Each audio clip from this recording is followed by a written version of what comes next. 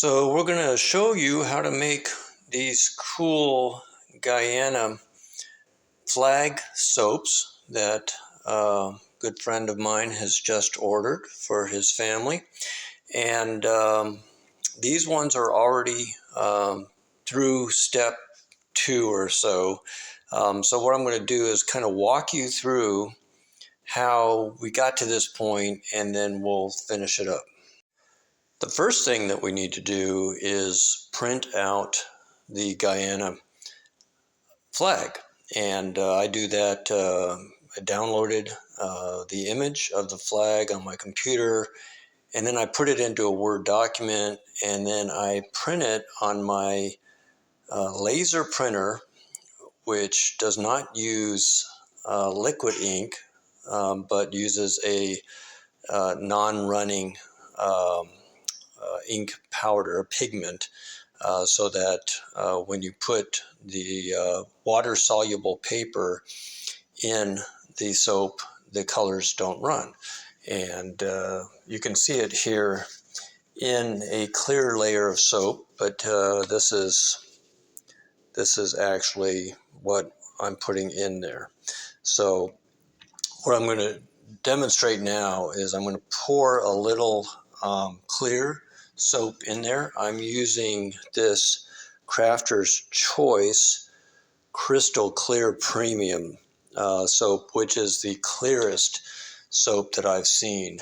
And you can just see how clear that is. And obviously we're seeing the back side of it, but when we finish up and you see the front side of the soap, it will be very clear and amazing. So what we're going to do here is go ahead and melt some of that soap. We're going to pour it in this one, and then I'm going to put in the paper, and we'll demonstrate each step of the way. All right, so I've cut up some standard glycerin white soap base that I have. It has titanium dioxide in it, and so I'm going to go ahead and melt this down. I like these glass mason jars because they tend to hold the heat better and keep the soap liquefied longer. So I'm going to go ahead and heat that up, and we'll be ready to pour. All right, so we've melted this down. It's about 145 degrees right now. I've poured more isopropyl alcohol into the mold. And so we're just going to pour a thin layer there. Put some more isopropyl alcohol there, and we're going to do that for the rest. I'll be right back. All right, so this is the soap in process. As you can see, I have poured over the initial, or the final layer of the lavender scented and colored soap. Now what I'm using is a lilac mica that I got. Now I am shifting my mica suppliers, but I had this and it seems to work pretty good, but I am changing my mica supplier to Mad Mica, so that will be what I use going forward. And then I'm also using a clear soap base from Primal Elements, but several good ones out there. And then for my scent, I'm using lavender from P&J that I got off Amazon. Again, several great suppliers out there, but this smells amazing. I've been very happy with the P&J products. So we're going to go ahead and finish up these soaps. So I've cut up some of my Primal Elements clear base, glycerin-based soap, and I'm going to go ahead and mix it up, put some more color in there, some more scent in there. I also add jojoba oil, and we'll get that mixed up and ready to pour. Hang on.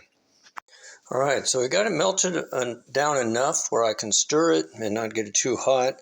Also wanted to show you, I put the mica, whatever brand you use, I put that in isopropyl alcohol and dissolve it good. That's very important. to make it safe. Then I go ahead and I pour it in the soap. I love this mica and others because of their shimmering qualities. In fact, I just got some Mad Micas with glitter, and I made this Santa soap. Isn't that cool? I love how that glitters like that.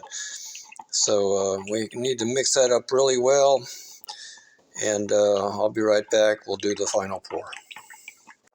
All right, so the soap is sitting right at about 140, low 140s. We'll go ahead and pour it in there now. I probably don't measure things near enough. I pretty much eyeball everything, which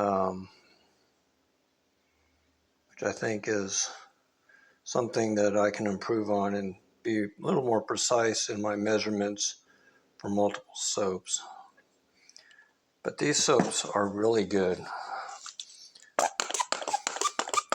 They smell amazing, and they make really good soap if they're used.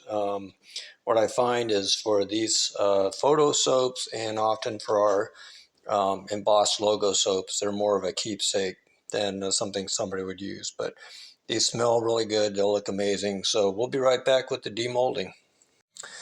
All right, so we're still working on the flag soaps, but something very interesting has happened. So you can see that we have the flag here in the soap, but what's happening is that all of the clear has come off of the top. So I saved this last one to see if the same is true. See if I can do this with one hand.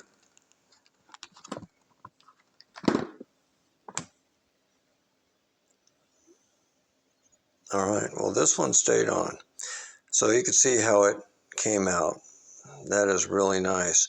Now, I think what happened was I think these were wet when I poured the clear soap, and it just got too much moisture in it or something. But yeah, so what I'm going to do is actually put these back in the molds this way and then pour clear soap over it. See if I could save them. If not, what I'll do is I'll just take the scented soap off so I could save that, reprint the flags, and I may lose the white wax, but or soap. I'm sorry, but we'll save the scented soap so I don't have to remake that. But that's a shame. But those types of things happen. So here's my other tray. Let's see how these turned out.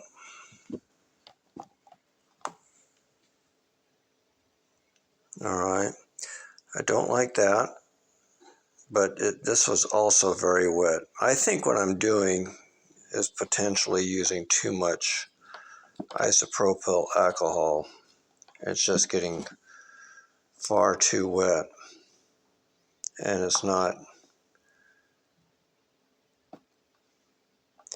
I think what happened there is it got some water in there.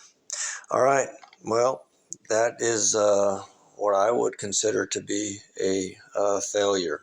But we learned from that, and we're going to recover and remake them. Hang on. All right, so we got a bit of an interesting experiment. So I took the flags off of each of the soaps. So we have the white and the scented part, and I have a couple extra flags that I printed and haven't used yet. So I think what I'm going to do is I'm going to simply go reverse of what we did originally. I'm just going to try it with one soap just to see, but my plan is to just put the flag on top of the soap like that,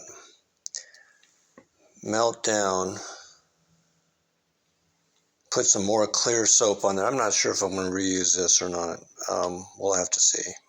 I may have to wipe it down first, but reuse some of that clear soap, and then just pour it on top of that and see what it ends up being. If it doesn't work, I'll have to, go through the whole process again that we just went through, which is okay if I need to do that. But this is kind of an interesting experiment. So I'm going to try this first and see how that goes. So we'll be back and show you how that goes. All right, so I've put the flag back on the soap and put isopropyl alcohol on it. I've melted down some of the clear soap, so we're just going to pour it over the top.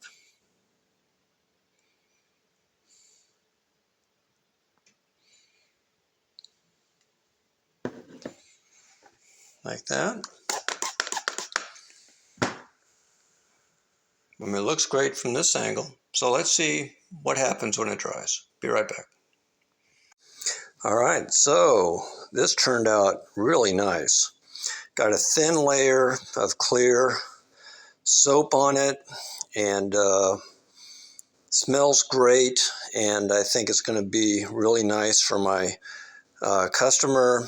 And if they decide to use it, that water, or the photo, is water soluble, and that will dissolve quickly after they start using it, since it's near the top, and that's actually a good thing. We get maximum clarity the closer it is to the top of the soap. So I hope you enjoyed watching this video. We got several more that I'm working on, so stay tuned, follow, and like and subscribe to our YouTube channel. That'd be appreciated. Take care.